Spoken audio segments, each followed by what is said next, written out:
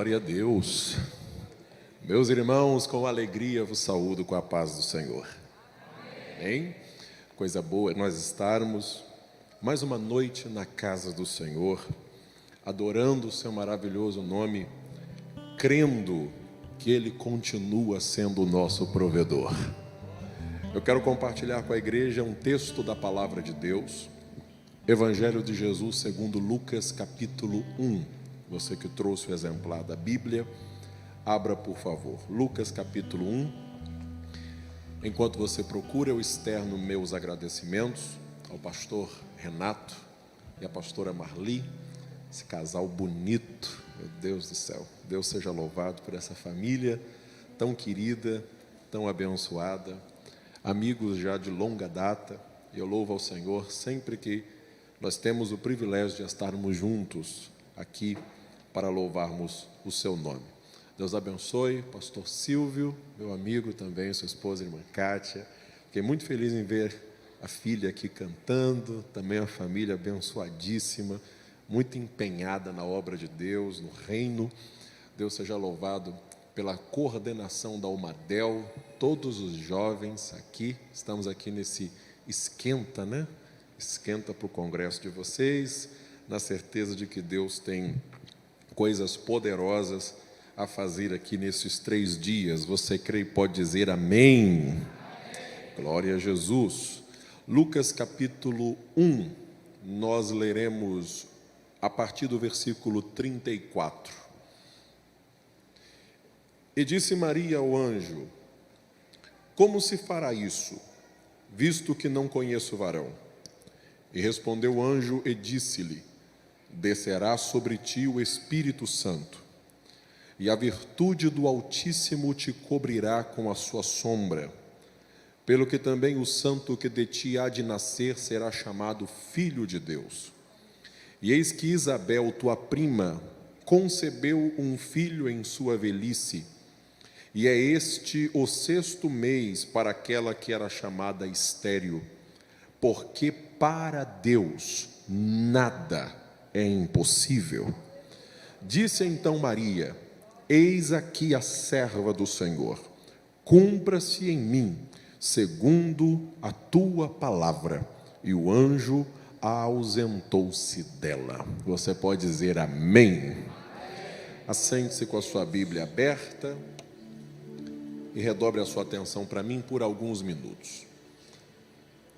Eu estava buscando de Deus esta semana uma palavra para esta noite. Ok. Eu estava buscando de Deus uma palavra para esta noite. E o Senhor trouxe à minha memória e ao meu coração o texto bíblico que nós acabamos de ler. Eu quero pregar esta noite uma mensagem sobre um tema: uma serva chamada Maria. E já que nós estamos em um pré-congresso jovem, por que não dizer uma jovem chamada Maria? O texto bíblico em questão nos coloca diante de uma realidade. A nossa vida ela é feita de planos, de sonhos, de projetos. Alguém bem disse que uma pessoa sem sonhos é uma pessoa sem esperança, é uma pessoa que não vive, não vê sentido na própria vida. É bem verdade que diante dos desafios da jornada, do dia a dia, nós recebemos duros golpes da vida e muitas vezes precisamos adaptar a nossa realidade ou os nossos sonhos à nossa realidade. Mas sempre há resquícios dentro de nós, de sonhos e de projetos que um dia nós tivemos. Também é verdade que quanto mais jovens nós somos, maiores costumam ser os nossos sonhos. E à medida que a gente vai envelhecendo, a gente vai adaptando esses sonhos à realidade da nossa vida. Mas o que faz com que alguns sonhos sejam alterados, adaptados, recebam um novo formato, é justamente as circunstâncias que nos cercam e que são alheias à nossa vontade, circunstâncias alheias ao nosso querer. Mas eu quero desafiar você a pensar de um modo diferente. Mas e se Deus, não as circunstâncias, não as pessoas à sua volta, mas se o próprio Deus chegasse para você e mudasse o rumo da sua vida? E se o próprio Deus, não as circunstâncias, não as pessoas, mudasse os seus sonhos, mudasse os seus projetos, mudasse a sua forma de idealizar o seu futuro, o seu amanhã, como nós nos comportaríamos? Qual seria a nossa reação diante de Deus se Ele chegasse para nós e mudasse completamente os objetivos da nossa vida? Será que nós nos comportaríamos como esta serva que vou pregar aqui, que diante de uma mudança brusca na sua vida, ela disse ao Senhor: eis aqui a serva do Senhor, cumpra-se em mim segundo a sua vontade. Quando nós falamos sobre falar a respeito de Maria, nós precisamos ter dois cuidados. Primeiro, existem aqueles que idolatram esta mulher, e Maria é uma mulher que não pode ser idolatrada, mas é uma mulher que deve ser respeitada. Enquanto muitas pessoas idolatram de um extremo, no outro extremo tem aqueles que menosprezam. Mas Maria foi, sobretudo, uma grande serva de Deus, uma grande mulher de Deus, e que serve para nós como exemplo para muitas coisas, assim como outros personagens bíblicos, como Dorcas, como Isabel, como Sara, como Davi, como Salomão.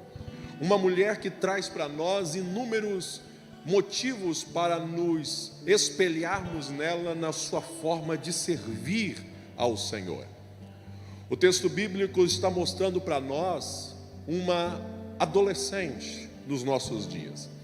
Naquela época, Maria, quando recebeu a visita de Gabriel, deveria ser uma mulher de aproximadamente, uma adolescente, uma jovem, de aproximadamente uns 14, 15 anos de idade, que era quando as mulheres casavam naquele tempo. Uma mulher que estava noiva, prestes a se casar, e como toda noiva estava cheia de sonhos, estava cheio de projetos.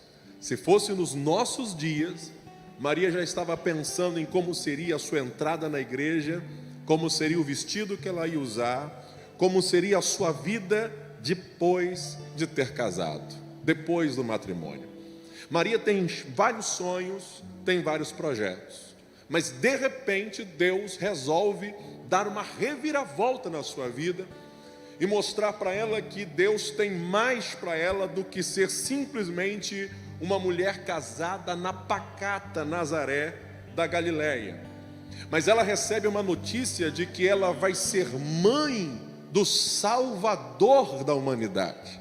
Não mãe da divindade, porque a divindade sempre existiu, mas mãe do corpo físico que essa divindade passará a ter. Ela recebe a notícia de que nela vai se cumprir a profecia do livro do Gênesis, quando na queda o Senhor disse à mulher: do teu ventre nascerá um que esmagará a cabeça da serpente. Ela recebe a notícia de que uma profecia de 5.000 anos vai se cumprir na sua vida através dela. Só que para isso acontecer na vida dela, tudo na vida dela vai mudar. Tudo na vida dela vai ser alterado. Tudo na vida dela vai tomar um novo rumo. Ela vai ter que adaptar os seus sonhos, os seus projetos ao projeto que Deus tem para ela. E eu quero trazer uma palavra para você essa noite, que se Deus resolver guiar a sua vida para um projeto diferente do projeto que você fez, eu vim aqui dizer que vale a pena viver o projeto que Deus tem para você. E que se Deus resolver abrir uma porta diferente da que você queria, te levar para uma direção diferente da que você traçou, te fazer viver de uma nova forma diferente do que você planejou para a sua vida, vale a pena viver aquilo que Deus tem para você, porque os planos que Deus tem para você são maiores e melhores do que os planos que você fez para você mesmo. Eu acredito no que está em Jeremias 29, quando o Senhor disse: porque eu bem sei que pensamentos tenho a respeito de vós, pensamentos de paz e não de mal, para vos dar o fim que desejais. Eu acredito no texto que foi lido aqui na palavra introdutória, porque assim como os céus são mais altos do que a terra, os caminhos de Deus são mais altos que os nossos caminhos, e os pensamentos do Senhor mais altos que os nossos pensamentos. Então os planos de Deus para a nossa vida são muito melhores do que os planos que nós mesmos estamos fazendo para nós. Pastor, me mostre que os planos de Deus são melhores que os meus. Lhe mostro. Olhe o capítulo 1, versículo 26, olhe para a sua Bíblia. O texto bíblico começa dizendo a narrativa da visita de Gabriel a Maria. Está escrito assim: e no 6º mês foi o anjo Gabriel enviado por Deus a uma cidade da Galileia chamada Nazaré. Irmão, isso é muito poderoso, porque Gabriel até então só havia aparecido na Bíblia 2 vezes. Quantas vezes? 2. Sabe quais foram as 2 vezes que Gabriel tinha aparecido na Bíblia? A primeira delas, no livro de Daniel, na revelação das 70 semanas. Daniel estava no palácio, na Babilônia, e Gabriel foi lá. Qual foi a segunda vez que Gabriel apareceu na Bíblia até então? No templo em Jerusalém, quando anunciou a Zacarias o nascimento de João Batista. Gabriel só tinha aparecido 2 vezes, uma num palácio, outra no templo. Uma na Babilônia, outra em Jerusalém. E onde é que Gabriel vai agora? Na desprezada Nazaré da Galileia. Uma cidade tão desprezada que quando disseram para Natanael que o Messias vinha de lá, ele disse assim: pode vir alguma coisa boa de Nazaré? Mas Gabriel, um anjo que até então só havia sido enviado para falar a homens em locais imponentes, a um profeta e a um sacerdote, agora vai falar com uma menina, numa vila, numa casa, num lugar desprezado. Por quê, pastor? Porque nós precisamos entender que quando Deus tem um plano para a sua vida, Ele não faz acepção de pessoas. Deus não faz acepção de lugar, Deus não faz acepção de pessoas. O mesmo Deus que se revela num palácio, que se revela num templo, que se revela um profeta, que se revela um sacerdote, é o mesmo anjo que vai na Nazaré, na periferia, falar com uma jovem e usá-la como instrumento para cumprir a sua vontade. Porque se Deus tem um plano com você, receba esta palavra, Ele te acha onde você estiver, Ele te encontra onde você estiver. Escute, jovem, o que te torna importante não é o que te cerca, o que te torna importante é o que Deus vai fazer através da sua vida, porque nunca foi o lugar, mas é a presença de Deus com você onde você estiver. O mesmo anjo que foi a um palácio, que foi a um templo, que falou com o profeta, que falou com o sacerdote, agora vai lá numa casinha, lá em Nazaré, falar com uma jovem, falar com uma menina. E que menina é essa, pastor? Olha o versículo 27 da sua Bíblia. A menina com quem ele vai falar, a uma virgem desposada ou noiva, com um varão cujo nome era José, da casa de Davi, e o nome da virgem era Maria. Irmão, isso é lindo demais, porque o texto faz questão de falar que ela está noiva de um varão da casa de Davi. Sabe o que significa isso? Que Maria ia se casar com alguém herdeiro sanguíneo da família real. Aí você pode parar e pensar assim, mas pastor, mas José não era carpinteiro, que seria mais ou menos hoje uma espécie de pedreiro. Sabe aquele pedreiro que você contrata, que ele faz de tudo? Faz rede elétrica, mexe com madeira, mexe com tudo? É o pedreiro daquele tempo que a Bíblia chama de carpinteiro aqui. José era mais ou menos isso. E alguém pode parar e pensar assim, mas espera aí, mas ele não era herdeiro da família de Davi? Era. Por que que ele se tornou um carpinteiro, que é o termo que a Bíblia usa? Porque a família de Davi, por causa do cativeiro babilônico, perdeu o privilégio do trono. Perdeu a capacidade de governar desde o cativeiro babilônico. Então quem é José? José é alguém que vem de uma família com muitas perdas. Ele é descendente de uma família que perdeu muito ao longo da história. Mas mesmo diante de perdas, o que ele fez? Ele está planejando se casar. Porque eu não posso parar a minha vida por causa dos erros dos meus antepassados. Eu não posso parar a minha vida por causa dos erros da minha família. Se a minha família não tivesse errado, imagina José falando, se a minha família não tivesse errado, meu casamento seria mais ou menos igual ao casamento daquela monarquia inglesa. Pararia Jerusalém. A minha família errou. Então se minha família errou e eu não posso ter um casamento real, eu vou ter um casamento do jeito que der para ter, mas eu vou ter um casamento abençoado.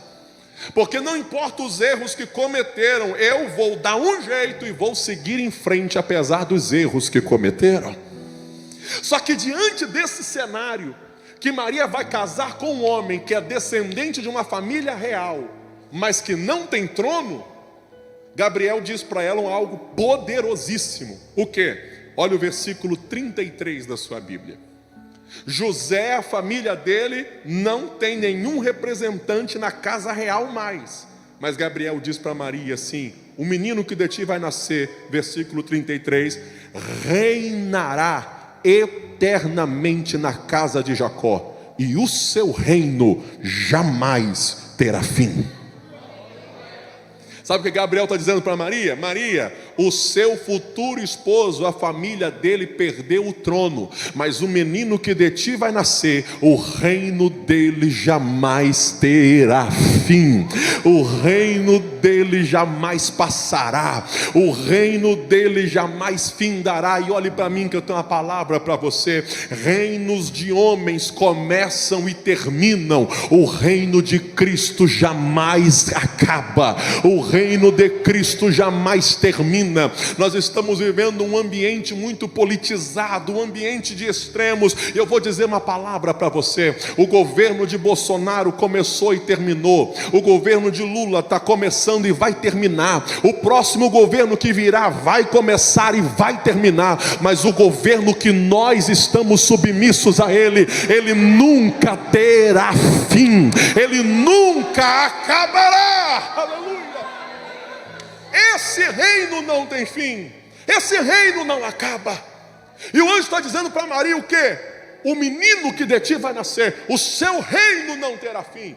Se o reino de José, da família de José, teve um fim, o do seu filho que de ti vai nascer jamais terá fim. Sabe o que o anjo está dizendo para ela? Está dizendo o seguinte: Maria, quando você entende que viver os planos de Deus é a melhor coisa que você pode fazer na sua vida, você passa a entender que com Deus, o seu futuro sempre vai superar o seu passado.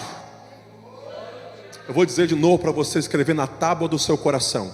Quando você entender que viver os planos de Deus é a melhor escolha que você pode fazer, você vai entender que com Deus o seu futuro sempre vai superar o teu passado. Com Deus o teu amanhã é melhor que o teu hoje, que o teu hoje é melhor que o teu ontem. Eu estou pregando nesta noite que não conheço a tua história, eu não sei da tua trajetória, e eu não sei quantas perdas você teve na sua vida, mas se você você estiver disposto a viver os planos de Deus, o que Deus tem para você amanhã é muito melhor do que você viveu até hoje. O que Deus tem para você é muito maior do que aquilo que você viveu até hoje. Levante a sua mão direita, que eu tenho uma palavra de Deus para você. Na direção de Deus, este ano será melhor do que o ano que passou, este mês será melhor do que o ano que findou, porque o plano de Deus é maior do que o teu plano, o projeto de Deus é melhor que os teus projetos. Com Deus o meu amanhã é sempre melhor que o meu ontem.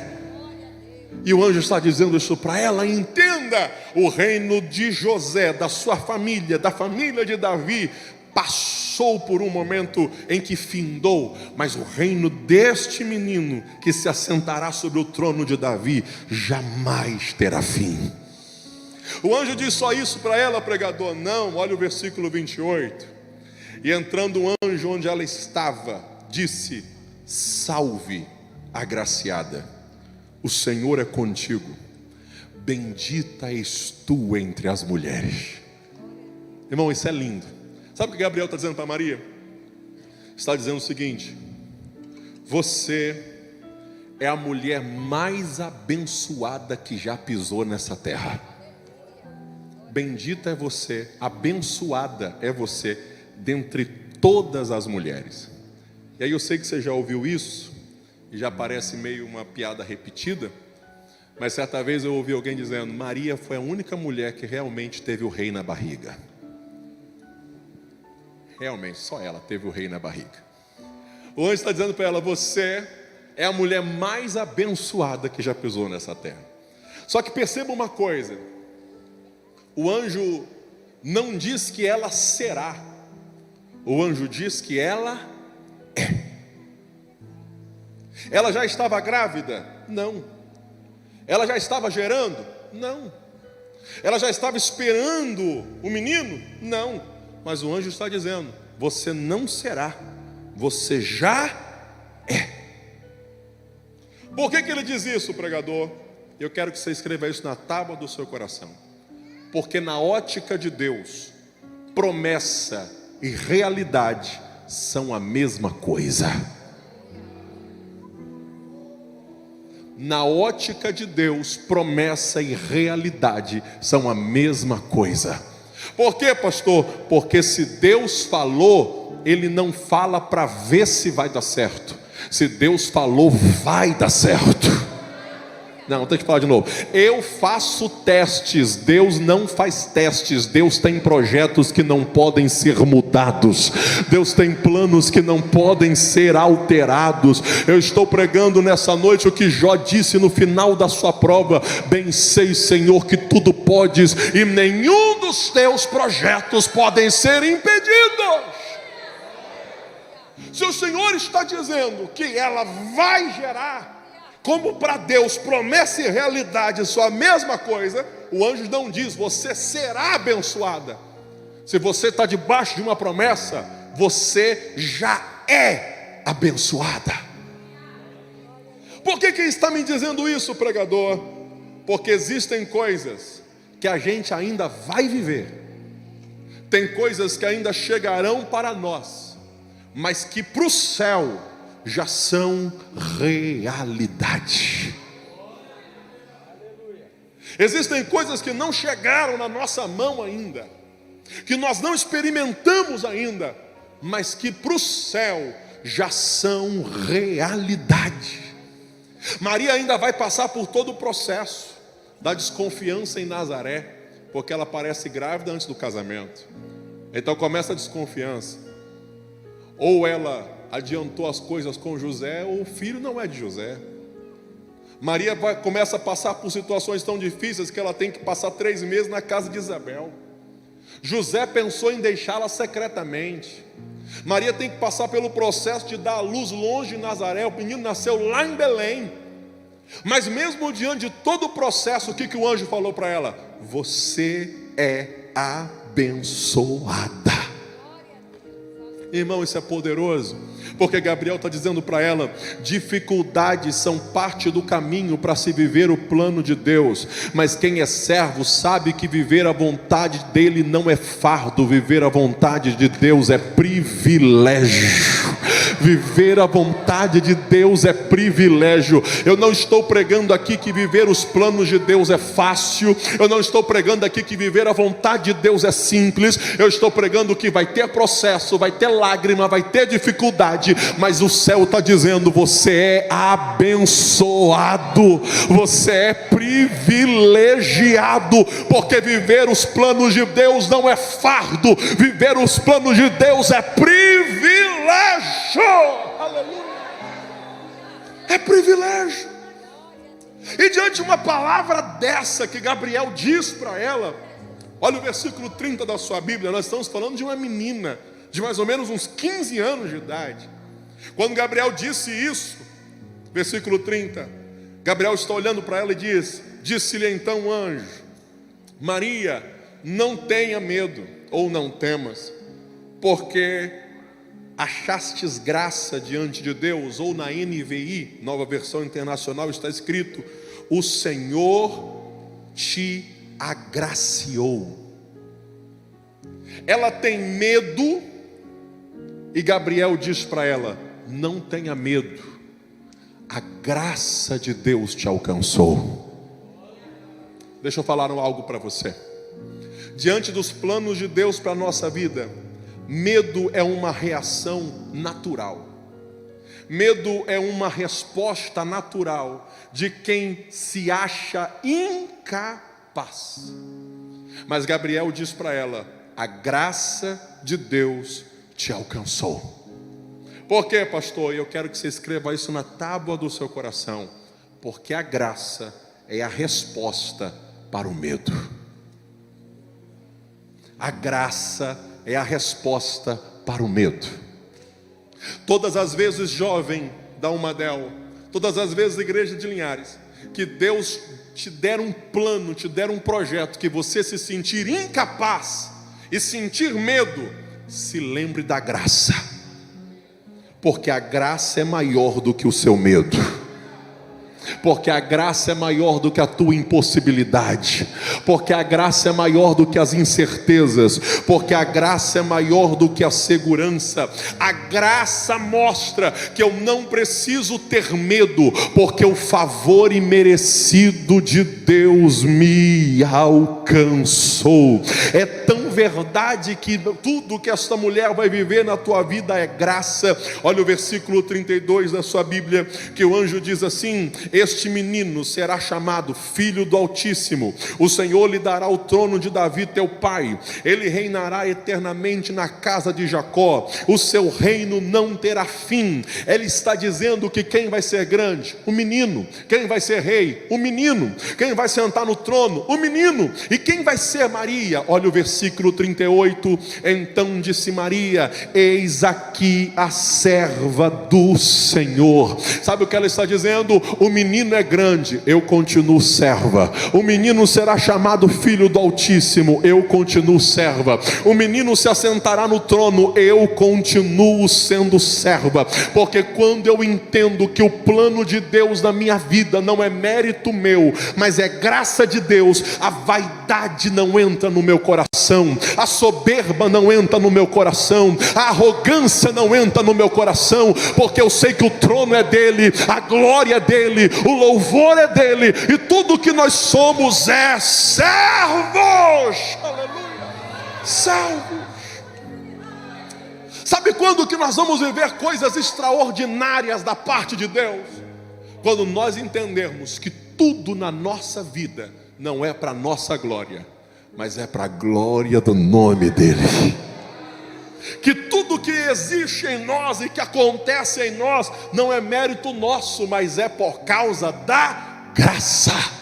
Você está aqui hoje por causa da graça. Você foi salvo por causa da graça. Você foi liberto por causa da graça. Você foi lavado no sangue por causa da graça. Seu nome está escrito no livro da vida por causa da graça. Eu olho daqui de cima e eu vejo uma juventude linda aqui embaixo. E enquanto tem muitos jovens lá fora hoje bebendo, se prostituindo, fumando, vivendo a vida de qualquer maneira, você está aqui. O que é isso? É sinal de que você é melhor que eles? Não. É sinal de que a graça de Deus te alcançou, porque se não fosse a graça, você não estava aqui, mas por causa da graça, o Senhor te resgatou, o Senhor te trouxe, o Senhor te fez viver os seus planos.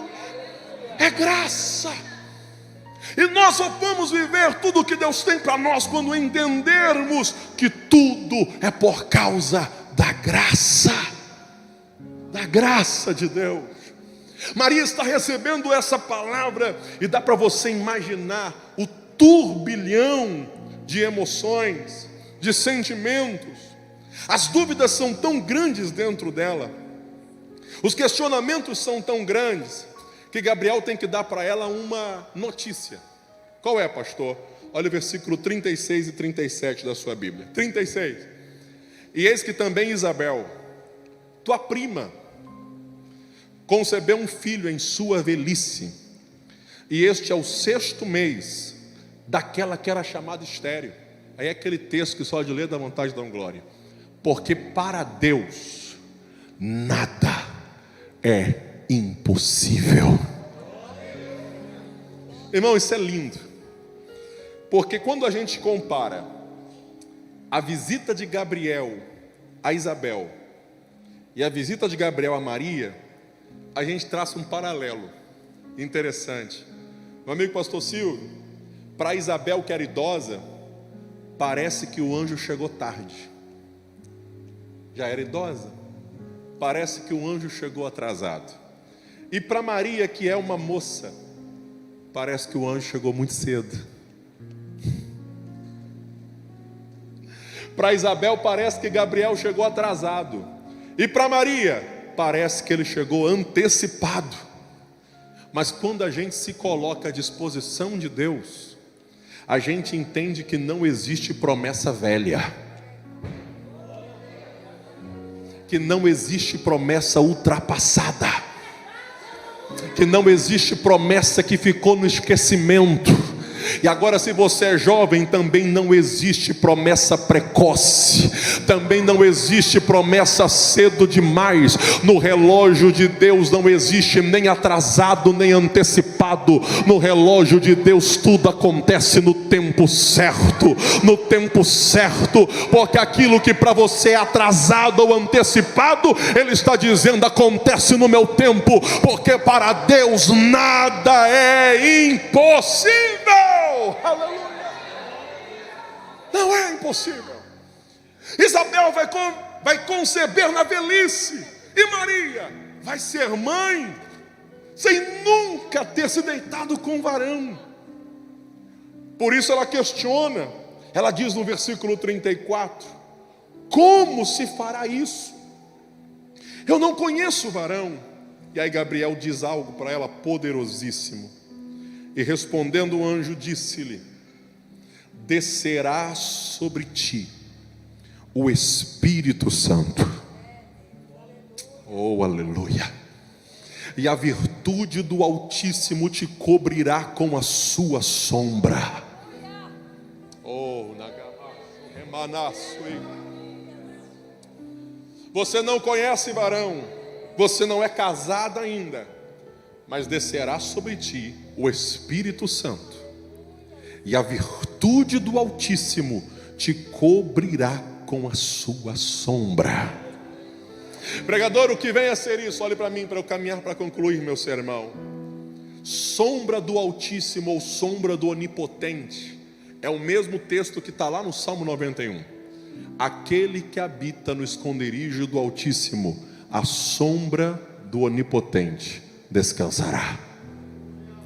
O que significa a sombra do Onipotente? Você, aluno de escola dominical, sabe que o tabernáculo de Moisés tinha 3 partes: o pátio, o lugar santo e o lugar santíssimo, ou santo dos santos.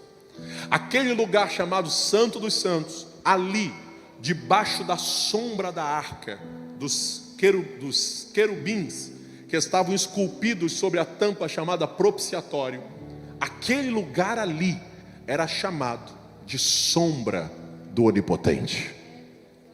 O que é estar no esconderijo do Altíssimo, na sombra do Onipotente, na visão do Antigo Testamento? Era estar dentro do Santo dos Santos. Quando Gabriel diz para ela, irmão, isso aqui é para você ir para casa renovado. Quando Gabriel diz para ela: descerá sobre ti o Espírito Santo, e a sombra do Onipotente te cobrirá. Sabe o que o Gabriel está dizendo para ela? A glória que se manifestava lá dentro do Santo dos Santos, a glória que se manifestou lá no Santo dos Santos, quando o tabernáculo foi construído na época de Moisés, a glória que se manifestou no templo de Salomão, na sua inauguração, que os sacerdotes não conseguiam ficar de pé, essa glória não se manifestará dentro do templo, essa glória estará dentro de você. Você tem noção do que Gabriel está dizendo para ela? A mesma glória que se manifestou lá no Santo dos Santos vai estar dentro de você. E se o sacerdote só entrava no Santo dos Santos, Maria, uma vez no ano, eu tenho uma notícia para você: você vai sentir essa glória 9 meses dentro de você. E aí quando você olha para um negócio desse, você entende por que essa mulher suportou tudo que ela suportou na sua vida. Por quê, pastor? Ela passou 3 meses na casa de Isabel por causa de desconfiança do povo de Nazaré. José pensou em deixar ela secretamente. Ela teve que dar luz numa estrebaria lá em Belém. E por que ela suportou tudo isso? Porque dentro dela estava a glória de Deus. Porque dentro dela estava literalmente a presença de Deus. Ela foi tão cheia dessa glória, irmão, que diz a Bíblia que mesmo diante da profecia de Simeão, quando o menino foi apresentado com 8 dias, e Simeão disse para ela: uma espada vai transpassar a sua alma. Mesmo diante do cenário que Herodes queria matar o menino e ela fugiu para o Egito, mesmo depois que o menino cresceu e se tornou um homem e começou a pregar, e ela precisou tirá-lo, quis tirá-lo da multidão junto com os seus outros filhos, mesmo diante da cruz, porque na cruz do Calvário, enquanto ele agonizava, ela estava embaixo ali, olhando para o seu filho morrendo na cruz. Mesmo diante de tudo isso, eu vejo uma mulher tão firme, mas uma mulher tão firme, que em Atos dos Apóstolos capítulo 1 versículo 14, quando a igreja está orando no dia de Pentecostes, dentre tantos irmãos que estão lá, Maria estava lá orando, querendo ser cheia do Espírito Santo no dia de Pentecostes. Por que ela faz isso, pastor? Porque ela está me ensinando: eu já tive essa glória dentro de mim, e quem conhece essa glória não sabe viver mais sem ela, não sabe viver longe dela. Eu quero ser cheia do Espírito Santo de novo. Por que ela enfrenta as dificuldades da sua vida, pastor? Por causa da glória de Deus. Por que ela enfrenta os desafios da sua vida? Por causa da glória de Deus. Eu tenho uma notícia para você, jovem, para você, igreja. Para nós vencermos os desafios, nós precisamos da glória de Deus em nós. Nós precisamos da presença de Deus em nós. E quer razão para você levantar essa mão e dar um glória a Deus? O que Maria viveu como única mulher nessa terra, depois da cruz do Calvário, nós vivemos como igreja. Porque se Cristo foi gerado fisicamente no ventre de Maria, eu posso ter certeza que o mesmo Cristo, pela presença do Espírito Santo, habita no meu coração, habita no seu coração, habita dentro de você. Você é templo do Espírito Santo. A glória não está dentro de uma arca, a glória não está dentro do Santo dos Santos, a glória está dentro de você, está dentro de você, está dentro de você, está dentro de você. Aleluia! E se a glória está em nós, nós vamos vencer os desafios. Pegue na mão de um crente aí do seu lado, vê se ele está no culto ainda, e diga para ele: cheio dessa presença nós vamos vencer. Diga: cheios dessa presença nós vamos vencer. Cheios dessa presença nós vamos vencer. Cheios dessa presença nós vamos vencer. Tem gente achando que a igreja vai morrer. A igreja não vai morrer. Tem gente achando que a juventude dessa época é mais fria. Isso é mentira. Nós estamos cheios da glória, e cheios dessa glória nós vamos vencer.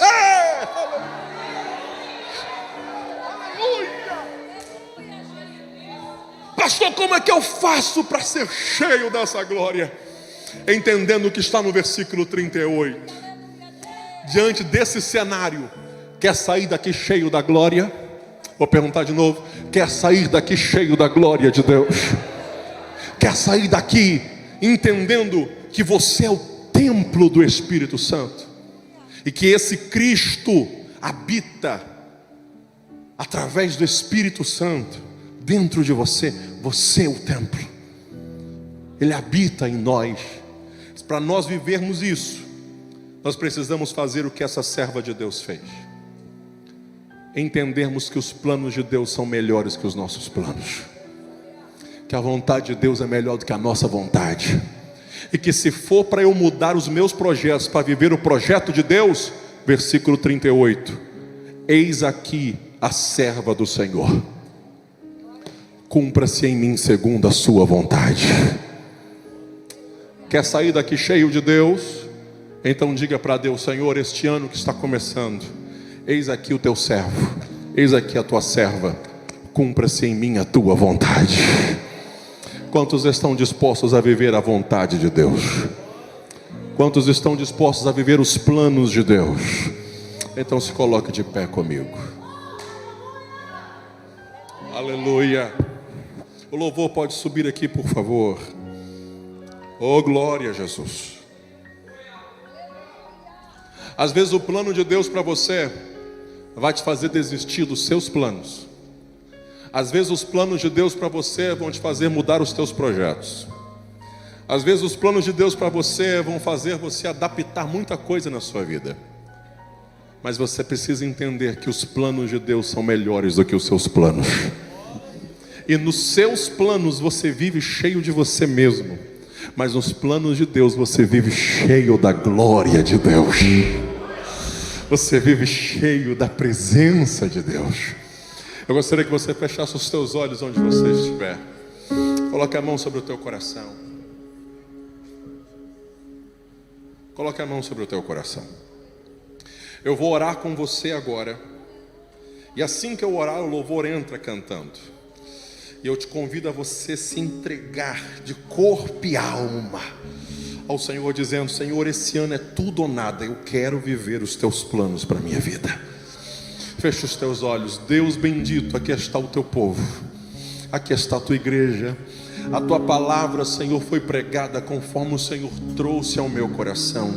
Nós estamos aqui, ó Deus, dispostos a viver os teus planos, a viver os teus projetos, a viver o que o Senhor tem para nós. Senhor, se algumas coisas tiverem que mudar, se algumas coisas tiverem que ser adaptadas, Senhor, nós somos teus servos. Cumpra-se em nós a tua vontade, cumpra-se em nós o teu querer. A única coisa que nós queremos é: enche-nos do teu Espírito, enche-nos da tua glória, enche-nos da tua presença, Senhor. Que possamos, ó Deus, viver uma vida nos teus planos e cheios do teu Espírito Santo. É a nossa oração, é o nosso desejo, em nome de Jesus Cristo. Só quem acredita nisso, adore ao Senhor nesta noite.